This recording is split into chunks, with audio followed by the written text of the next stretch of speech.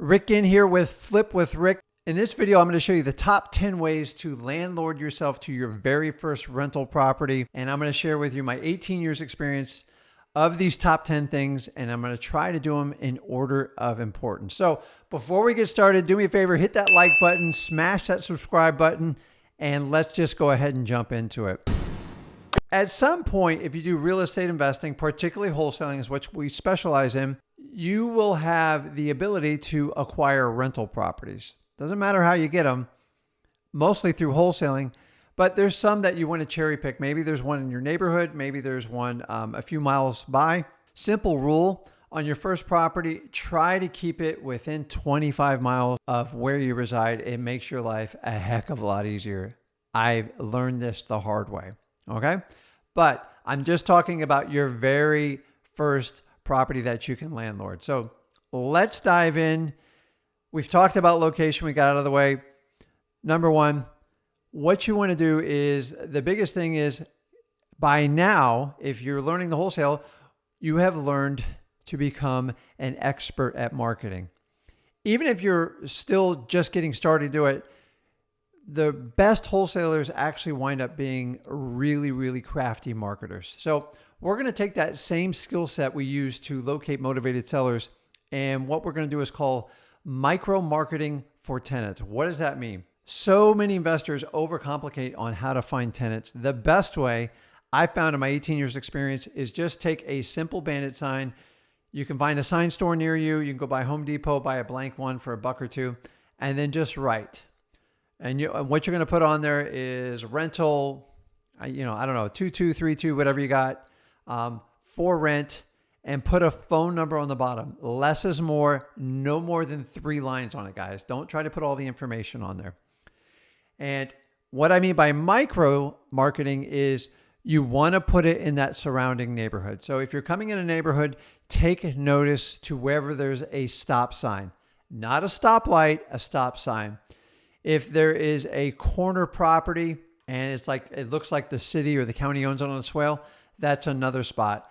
Put out 5 or 6 signs in that neighborhood. You know why? Because people driving around that neighborhood know the neighborhood. They have friends that live there. They're visiting family. They already love the neighborhood. The problem is if you rely on Craigslist and Facebook, all these other things, is they don't know the neighborhood. They might like what you have, but they don't know the neighborhood, and they're going to waste a lot of your time. So micro marketing is king. It saves a ton of time, and at least 70 to 75% of our tenants come from a sign within the neighborhood, no more than 4 to 6 signs, and you put it in there, 322 for rent and your phone number. So by now you've learned we never put our cell number on there. You're going to put a virtual number. You can go to places like Vumber.com, CallRail. There's a million of them. Just search virtual phone numbers. And what you can do is screen the phone number. And if you're going to take the calls, it'll go to your cell number. If you're going to use a service to help you screen these applicants, that's the best way to do it. So micro marketing. On to the next one. You guys are going to probably go, hey, I don't know if I want to do this. At number 9, you want to do an online application. Rick, that sounds complicated. Actually, it's really, really easy. Using an online application streamlines your process and makes your life super easy. If you don't know how to do it, just go online and type in rental property online application and maybe put screening with it. And you'll see pages and pages of service, and they will do this for a very nominal fee for you. It helps organize. It makes you look much more professional. And here's the really cool part. The idea of your tenant is to make sure they follow directions. If they don't follow directions, heed the warning, they're going to be difficult. If they don't do the online application, you're probably going to have problems. If they really want the property, they will jump up through enough hoops to get it done. They also understand if they go through an online application process, it's going to be a formal process and it's very professional, and they're not going to be able to manipulate the property owner. And quite frankly, they don't even know who's processing the application. So micro marketing, online application, just Google it. They're everywhere. They're really, really cheap. It's well worth it. So the next thing we want to do is you do an online application. Usually these services that are offering it to you will do an instant background check. Now, what is a background check? What we're looking for is, let's face it, if someone has a long list of felonies, I don't want to deal with them, because you know they're going to be problematic. They're going to bring problems into your property, and that's your rental property. So that's your first line of defense. If somebody's committed multiple felonies, it's a sign that it's probably going to happen in the future. Now, this comes with some caveats on it. If somebody has a felony for like a DUI or something like that, and they got one when they were like young and they've got a clean record, I'm not going to write off that person. But somebody who committed murder or like did something crazy, it's non-negotiable. I don't want to deal with it. Somebody who's had a violent past, we don't want any part of that. And most of the time when you tell me to do a background check, they'll mostly run. Now, if they pass your background check, the second part of a background check is you doing your homework. What do you mean? Go and Google these people. And what you're looking is maybe they have a social media profile, and just see if what they're telling you matches up what they say. If she says she has 2 kids and a husband, when you go to her Facebook page, you should probably see an alignment with it. If you see something completely different, they're probably lying to you. So I don't want you to do the background check per se. Let a professional do that. But you can do a social media check. You can check, see if there's any other content out there, and you can get a good idea if their story adds up. So that's all part of the background check. That is number 8. Number 7, you have to have a pet policy. You better have a stance. Now, I have a dog in my house. I love him to death, but he's a pain in my butt. He scratches doors. They have accidents. When they're puppies, they're a nightmare. And when they get really old, they're difficult. But we love our pets. And sometimes we mix up the business with our personal alignments. Now, have a pet policy and stick to it. If you're strict on no pets, that's fine. You will have a cleaner house. A lot of people go, well, we get a pet, they'll charge us more. Trust me, you can't charge enough to make up for the damage of what a big dog can do to a house. You also have to take in consideration, do they have a backyard? Do you have enough room? Most insurance policies on a rental limit pets to 35 pounds or less. I would stick to those guidelines. And then I also go a step further. My property manager or whoever I have with that particular asset, we check out the pet. So pets are honest. If they're mean and nasty, they're going to snarl at you or try to bite you. If they're super sweet dogs and they follow commands and it's not a puppy, then it's your decision. So the houses will smell and be a little bit rougher, and pets are really rough on carpet in particular. So make sure you get a pet deposit. That's going to be in your pet policy. That is in the pet policy. On the next one, moving on to number 5, employment verification. This is a big one. It is not a background check. Employment verification is you or your online service. A lot of these things are a la carte. And they'll ask for their last 2 employers. Hopefully it's one. Hopefully they've been there 4 years or plus. A minimum 1-year employment. They should live locally because most people have to commute back and forth to work. And you're looking for consistency in the paycheck, and they get enough, and that what they say is matching the records. You decide. A lot of times in our company, we do a background check.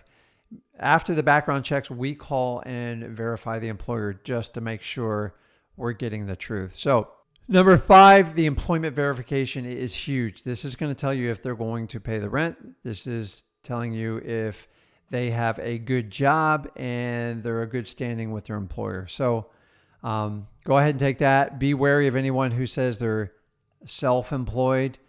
Make sure it adds up. If they're a licensed contractor, have them show you a business card.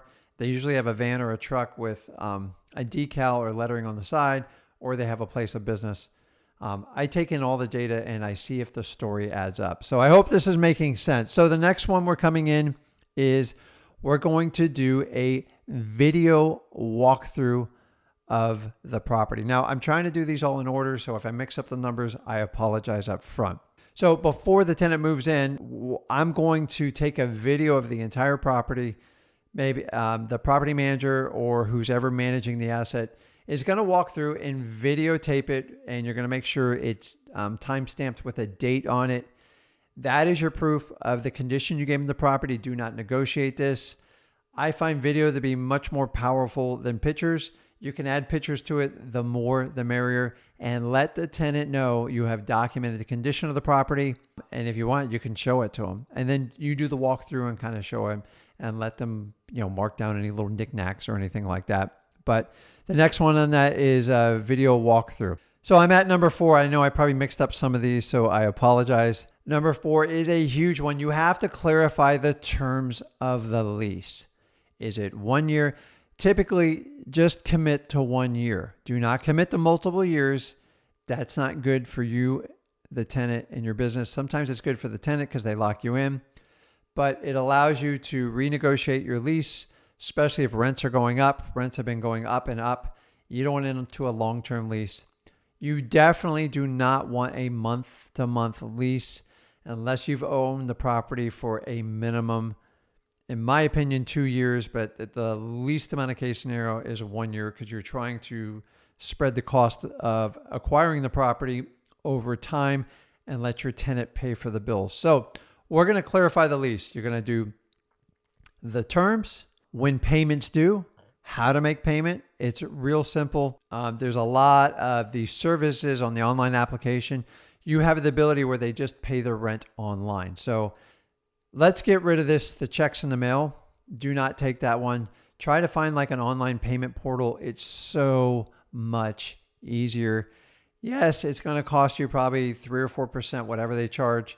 But when the payment's due, it's payments due. So if it's due on the 1st, you tell them they have till the 3rd or the 5th, whatever you come up with, never go past the 5th, and clarify what the late payment is. Also, let them know what your policies are for if there's a repair or anything like this. I don't want to go through like the whole long list. All I'm saying is make sure it's crystal clear how the lease is going to work and what you expect from your tenant. And I also make clear, unless that house is burning down on fire or something dangerous, not to call at 3 a.m. Remember, you have a virtual phone number. You're going to have an answering machine. I rarely answer these calls live. So not me, but like whoever we're working with. So walking in at number 3, okay? You cannot discriminate. You have to treat every potential candidate the exact same. What do I mean by that? It's real simple. We are looking for a qualified tenant that will pay the rent and take care of the house. I don't care where you're from. I don't care. I do care about your background. But the main thing is you have to treat everyone equally and the same. It's fair. That's what you have to do. That's the law. And that's really what you should be. That's the human thing to do anyway. So I'll kind of let that one go. We'll go from there. Number 2, these last 2 are really the biggest ones in my opinion. So I learned each one of these the hard way. I learned this through myself. At one point, I managed 26 properties, just me and my wife. That was a rough time in Port St. Lucie. But these last 2, I learned through property managers and people I hired to help me manage my rental portfolio. Number 2, you can never, ever, under any circumstance, negotiate with a tenant. Let me repeat, we do not negotiate with tenants. The minute you start negotiating with a tenant, you are in trouble. Okay, if the rent is $1,500, stick to your guns. It's $1,500. Or here's my favorite, Mr. Rick, I can give you $1,500 plus a security deposit, but I just don't quite have enough for the last. So if my policy was first, last, and security, that's $4,500. That's what I need. The minute you negotiate one of those things, like say they're not going to give you the last, well, why do landlords collect the last? So you don't get screwed on that last month's rent when they don't pay you or you have to do an eviction. It's so important to have it. It's the correct way to do it. The minute you bend on this and you buy into the story, you are just going to be a victim of a tenant stepping on you. And that's not being a landlord. That means you're running the business as a hobby, and you don't want to do that. So number two, never, ever, under any circumstances, negotiate with the tenant. It will backfire, and they're going to use that as fuel to go, okay, he's flexible, so I'm going to just keep asking for stuff, and they're going to wear you down to the point where you just want them out of the property. So if you stick to your guns, you will have a better tenant. You'll be a better landlord in the long run for it. So guys, the last one, which is a biggie, before I share it, please hit the subscribe button. If you like more content like this from myself and Zach, I'm giving you this for free. I want to teach as many people and reach them and get them their first few deals under their pocket so they don't have to pay a big, giant guru, coach, whatever you want to call them, and get you to the finish line. So number one, without further suspense, here's the big secret. Under no circumstances, if this is your first rental property you're being the landlord for, and the first one's your most proud property, do not tell them you're the owner. I repeat, do not tell them you're the owner. Even if you're the owner and you're going to service the property because that's what you want to do, that's fine. But just let them know you're the property manager, or you help out the owner and you do the day-to-day tasks with the property. The minute they know that you're the owner, just something changes with them. So if you're the middleman, you can always play good cop, bad cop.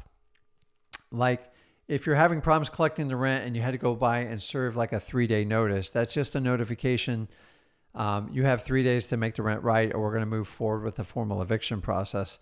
And they say, hey, Rick, I'm having a tough month. I'm going to need help. Can you give me another week or two? I go, listen, if it's up to me, I'd give you 2 weeks, but I know the owner, this is a non-negotiable point with them. And if you're going to have problems paying the rent, then we just need to come to an agreement and get you moved out of there. It's just that simple. I can tell you, I'm not even going to ask because he'll fire me, and it's non-negotiable with him. So you've got to remember when I put you in with the lease, I told you you had to make the payment by the 3rd, and you agreed to it. That's what we're sticking to. That's what we agreed on. So now if you turn around and they think you're the owner, they're going to try to manipulate you and work you. And I don't want you to fall victim. I see my heart is bigger than my landlord skills, and I know that. So I have to use a filter because I'm like a really nice guy. I'm just authentic. Sometimes I can't put up that front because I want to help people out. But remember, I have a commitment to my company, my family, and everybody that works for me.